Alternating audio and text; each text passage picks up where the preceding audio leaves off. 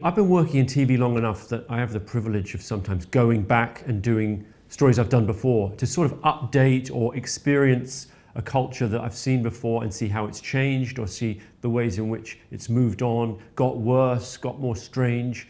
And so for me, it was a chance to experience the extremes of an ideology that combines religious zealotry, nationalism, and a militarized support infrastructure, and to kind of get to grips with that journalistically and emotionally.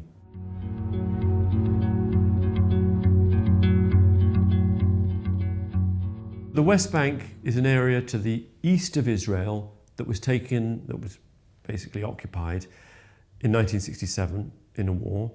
And since then, Israeli citizens have moved in and formed settlements, outposts and settlements, illegally under international law. Some of them are there for economic reasons because the housing is relatively cheap, and some of them are there because they are deeply religious or religious nationalist ideologues, and they are attempting to build a greater Israel and view it as their divine right to drive out the Palestinians who've been living there for generations. So that's the backdrop to the story. I made a film there in 2010, it went out in 2011, meeting some of the settlers. And then I heard more recently that since October 7th, with the world's attention on Gaza, these religious nationalist settlers have been emboldened to go further, to push harder, to harass their Palestinian neighbors, and to attempt to drive them out. So I decided to go back and find out who was doing it, right, to meet the people who were sort of the ideological standard bearers for the settlers, and also to see firsthand what the consequences were of what they were doing. At the heart of the film is a woman called Daniela Weiss. I had interviewed her, but only briefly in 2010. Even then, she was known as the godmother of the settler movement. You know, in my work, there's always this balance between attempting to be a little bit of a fly on the wall, right, not intervening, seeing how things are going to unfold, letting people feel they can express themselves unself-consciously, but at the same time challenging them enough to bring out the contradictions or the parts of it that I feel don't make sense, and also allowing the viewer to feel safe, like so that it's not a case of uncritically platforming highly divisive or questionable beliefs. I'm curious to know roughly how many settlements and outposts you've been, let's say, in some way involved in the establishment. Almost everyone. For real? It's 50 years. You know what it means, 50 years, that I do what I do today?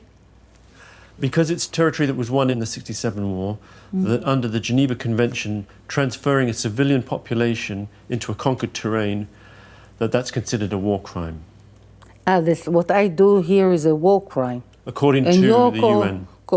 You're cooperating with the person who committed war crime? Well, I'm interviewing you. It's a light felony. The other thing that's changed, obviously, is that with the war in Gaza, now the settlers see an opportunity to expand there. We document an event at which the whole plan is being laid out and lobbied for, and families are being enlisted to be part of this whole project of putting hundreds of new families, new settlements in Gaza, literally as it's being bombed. I spent about 2 weeks filming up and down the West Bank. You know, every day was a kind of some new experience of the strangeness of what a military occupation looks like, in which you've got two communities, 3 million Palestinians, a few 100,000 Jewish settlers, side by side and subject to very different legal regimes, right? That in itself, it felt like being immersed in a kind of dystopian movie, fully legible in the infrastructure of the environment. Wait. ID, please. For what reason? It's the police. מה האזרחות שלך? את פלסטינאי? Yes. אז אתה רואה שם, אתה לא רואה את ה... That one? כן, אתה מתרחש שם. But I know that I'm allowed to be here until here. Say, you are not allowed to go there Why can't he be with us? because there are limits for Palestinians, so he can't. If he lives here, he can reach. But here, no. Give me your ID, please. How come Palestinians can't come down here? It's not work like that. Which camera? We're not talking to you.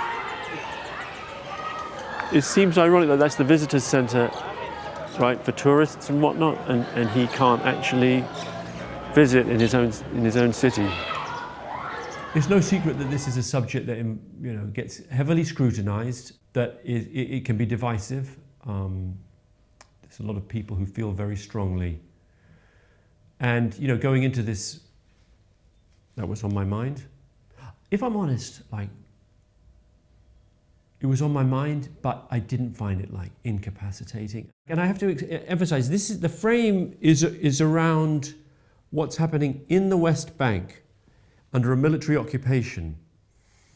You could say, well, that's an arbitrary framing. I don't think so. That's the frame, and what's taking place is, I would think, by any reasonable person's assessment, deeply troubling. So that's what I hold on to. This is not, in a way, a polemic. It's an attempt to document what's happening.